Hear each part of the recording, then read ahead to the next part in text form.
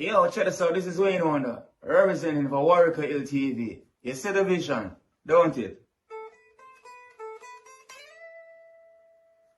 See the vision. Warwick LTV. Keep it locked. I'm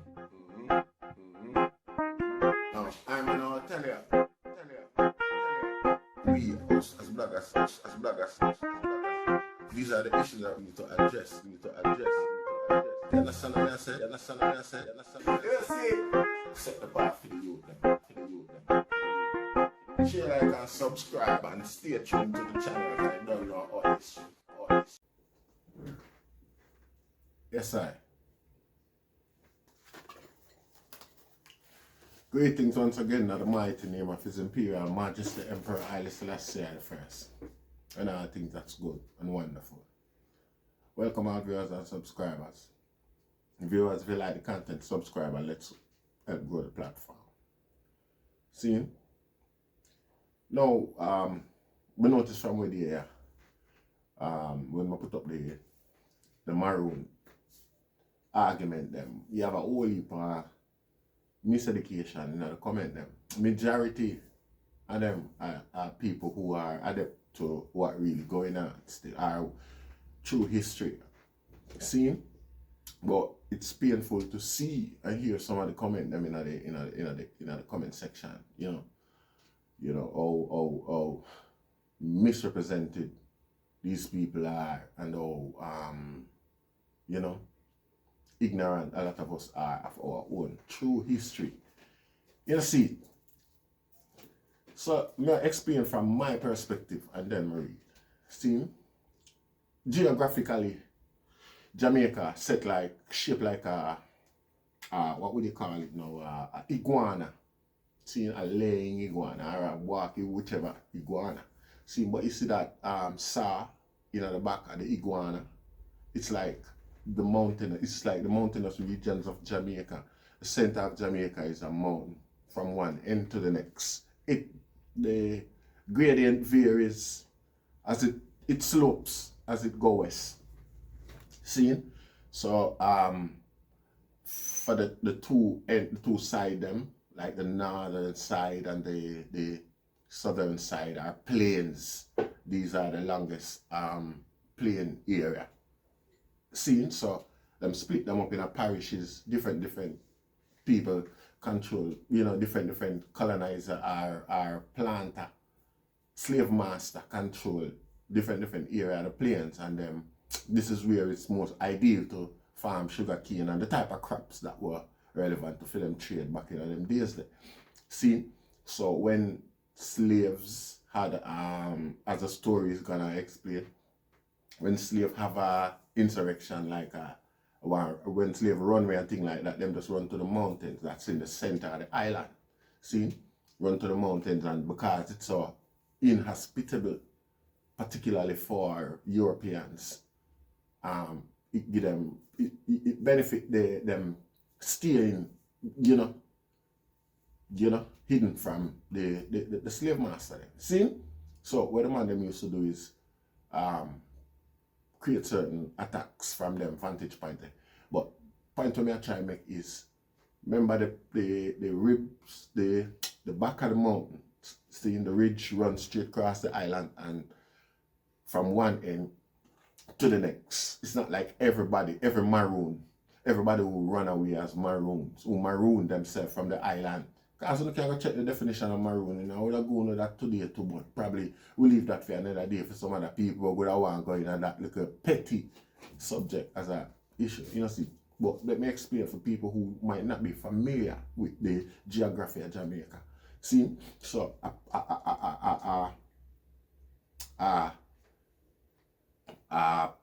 so this is the mountain ridge, and this are the Jamaica level land, both on the east and on the west. See? So what happened now is that you see the people from Kingston, so St. Catherine, run go up to the St. Catherine Mountain. People from Clarendon run go up to the Clarendon Mountain. The people from Manchester run go up to the Manchester part of the mountain. And I said go all the way to the end of the island. So you have different villages up in the mountain However, they all unite and are familiar with each other and do support each other whenever time of conflict and things like that, like the thing you go show. Now, what me I try to show the world is that it's just one little settlement down here worked with the British. They call themselves the compound Maroon today. Maroon town people them today. The only people them who defend this Maroon definition for themselves today, as a matter of fact. See?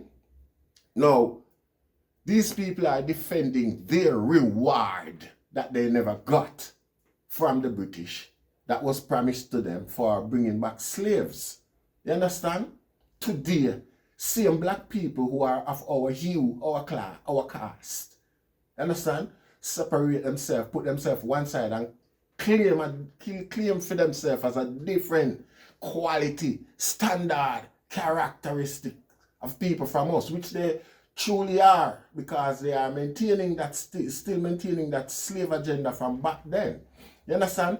Recently, I see Muta Baruka do an interview. I attempted to do an interview with this guy named Richard Currie, who thinks he's smarter than everybody else.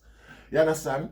We come use him, picnic college debating topics. I try to ridicule Muta's intelligence when Muta asked him a very intelligent question, which up to this point he hasn't answered, because he alluded to the attacking of Muta's intelligence slyly, you know, and Muta let it slide. You see, but Muta asked him about their role, when think about their role, you know, the argument as returning slaves and things like that.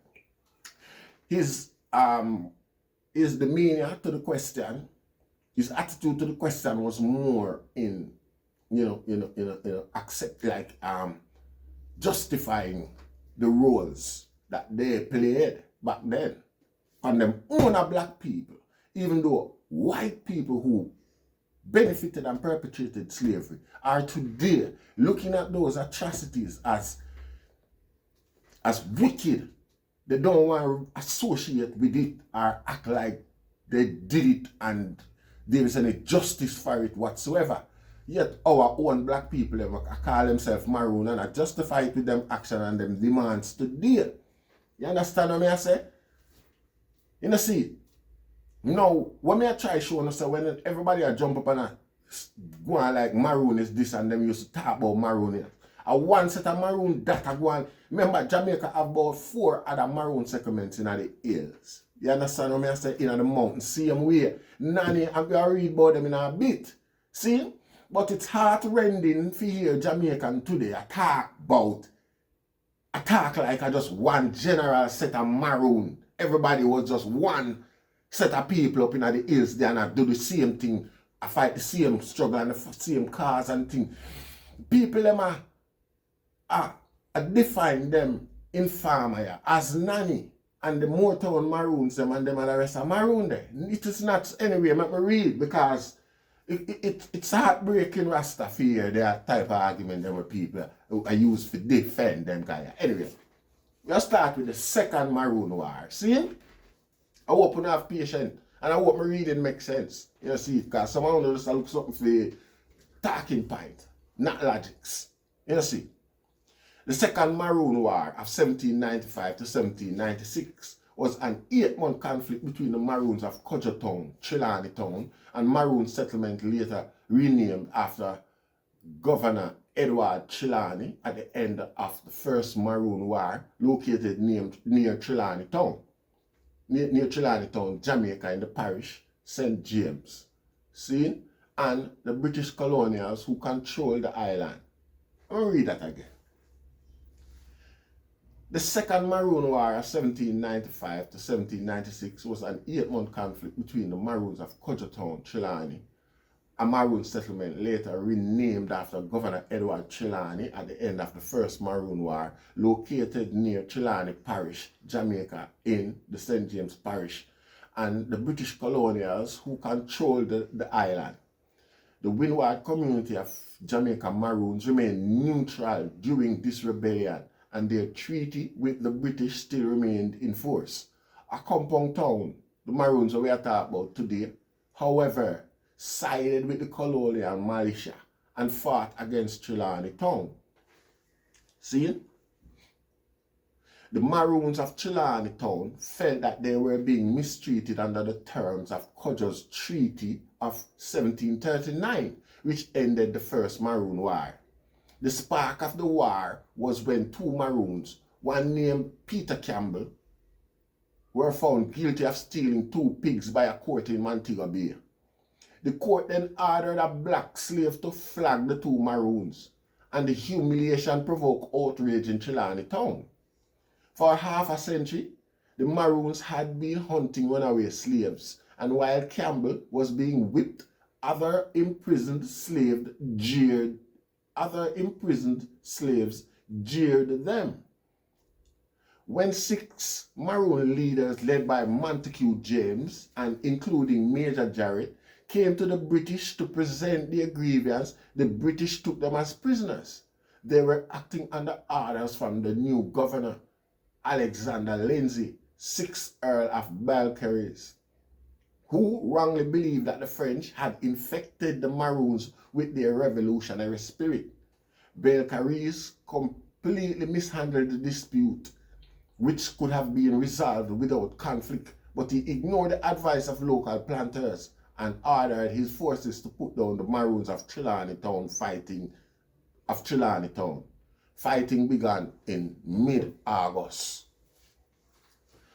The governor's combative approach led to a minor issue being blown up into a full-scale guerrilla war.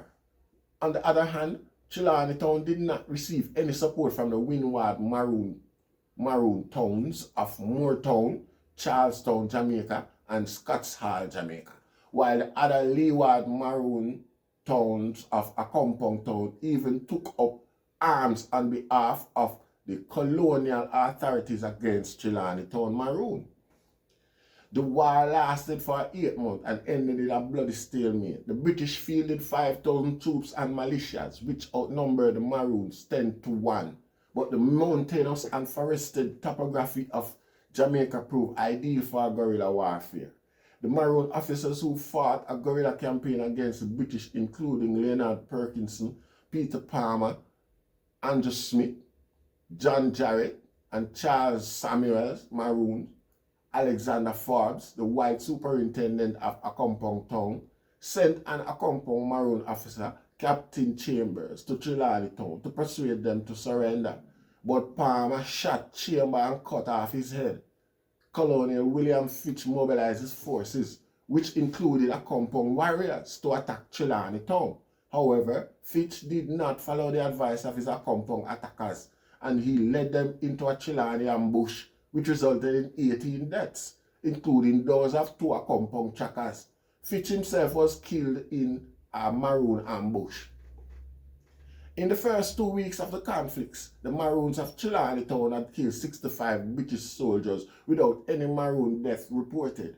Throughout the entire conflict, one general complained that the colonial force had killed less than 32 Maroons and their allies. Recent research showed that the colonial militias were only able to kill about 21 Trelawneys. The Maroon warriors also laid waste to a number of sugar estates in western Jamaica. The casualties suffered by the colonial militia were higher than those suffered by the Maroons.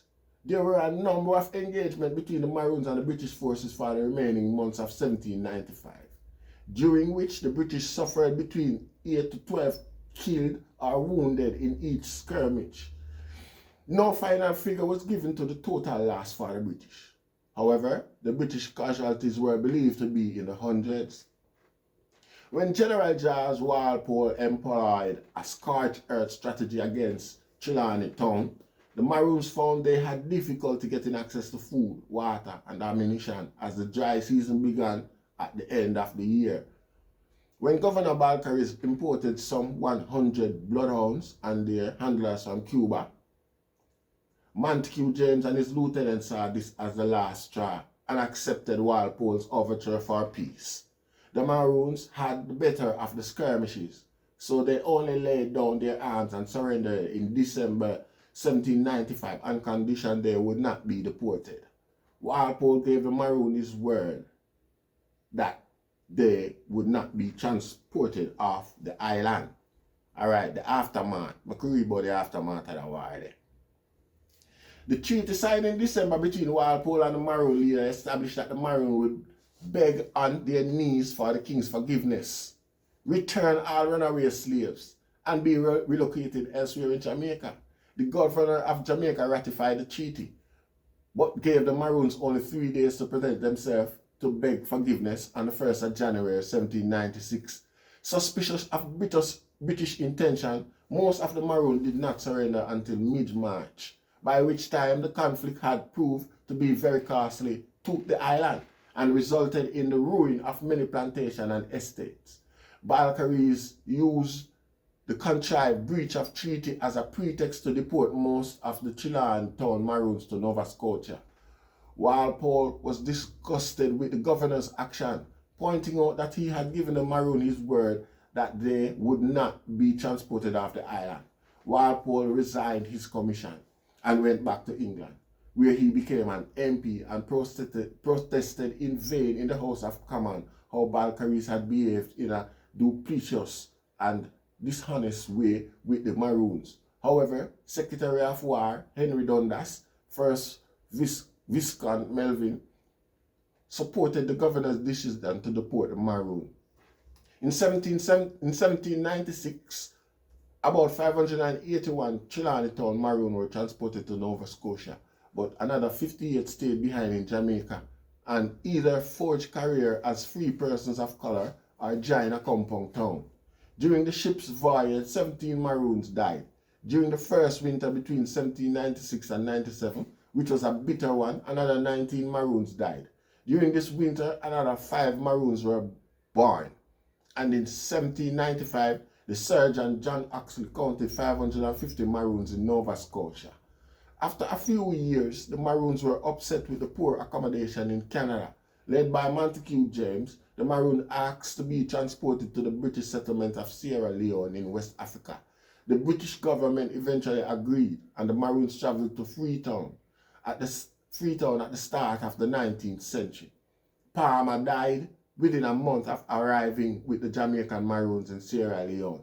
After slavery was abolished in 1838, the Jamaican colonial authorities imported laborers from Sierra Leone, and among that number were scores of Chilean Maroons. Among those who returned was Peter Campbell, whose flagging had sparked the Second Maroon War.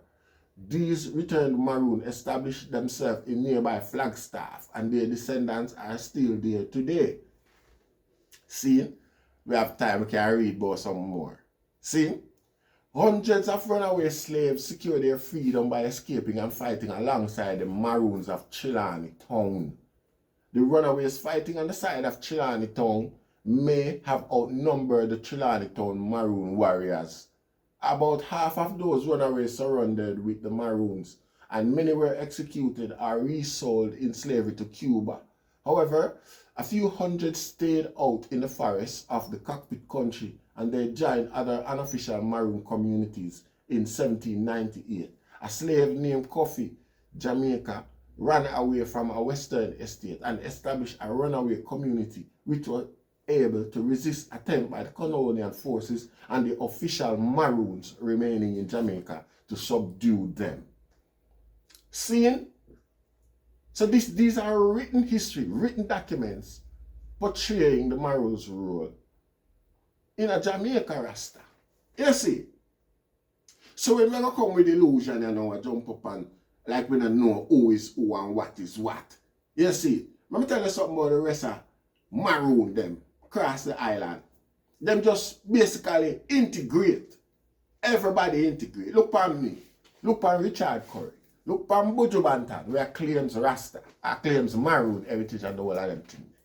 What the difference between me and them? Eh? No difference. You see? No, when I go tell you now what go on now, a ganja them boy greedy boy get greedy far. You know see? And I pull themselves one side as bandwagonist. Buju Banton himself too. You know see? Rather than defend ganja for Rasta and the whole community. They might try to pull one side for to find themselves in a little corner and do them own a little thing by themselves selfishly. Just like any colonial capitalists. You know see? The whole of them are bandwagonist, dirty people. You know see? And you see the soil, you crap, you read. Yes, you can show your company, you tell who you are, Buju Bantan, Rasta. You see, you claim say a die little space there in a history you come from. After so much other spaces, the right class Jamaica.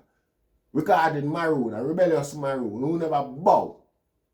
You see, one Maroon War them guy a fight.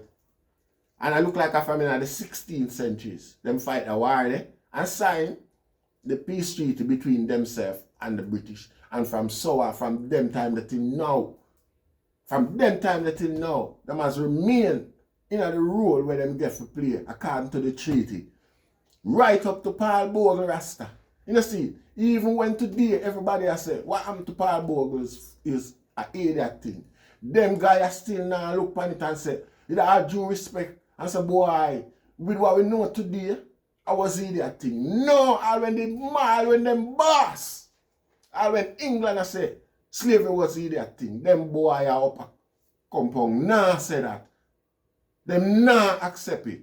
You know, see, them still see themselves significantly better than we in some way because the role with them play in the history, the contribution, the facilitation where they make towards slavery. You know, see, me hear Muta ask the boy when he think about it. And the boy act like, say, hey, I want to know, someone want to run up and down and chat about this, and I involve myself in a people business. Yeah, man, you know, someone need a swell lip. Someone want more for swell up when in Jamaica talk to Jamaica people like, say, you don't think a red coat you not fight against now? You don't think a red coat you not fight against now? What we used to supply with arms and ammunition and things like that so you can run over the other rest of struggling black people in the island carelessly, without compassion, without any humanity. And come back now and defend them rights, they like so well irrelevant or anything now. Listen, bro, God, me support you upon that one, yeah, man. You know, see, boy, forget lick upon them lip, man. You know, see, I'm on mind, you lick Buju upon them lip too, because I'm a bandwagon, this man show himself dearly more and more these days. I'm an idiot. So I'm licking if you greedy boy if you go. You know, see, the black struggle is a billion dollar business. $billion business. Enough of them boys we are jump on the bandwagon and talk about black this and black that. I hustle them, I hustle. You know, see, I hustle some of them, I hustle. Some of them if you go. I want them to I follow the tech black people for. Or not this or not that. And the bandwagon and the sound jump on it like some little dirty boy. You know, same qualities like the man them want to sing about game and this, game and that and showing different qualities than we want to claim say, una burn out with the game man there. You know, see, I'm going to go, man. You know, see, yeah. Yo, check this out, this is Wayne Wonder, representing for Warrior LTV. You see the vision, don't it? See the vision, Warrior LTV, keep it locked. Now, I'm going to tell you. We, us as bloggers, these are the issues that we need to address. You understand what I say? You see? Set the path for the youth them. Share, like, and subscribe and stay tuned to the channel. I don't know all this.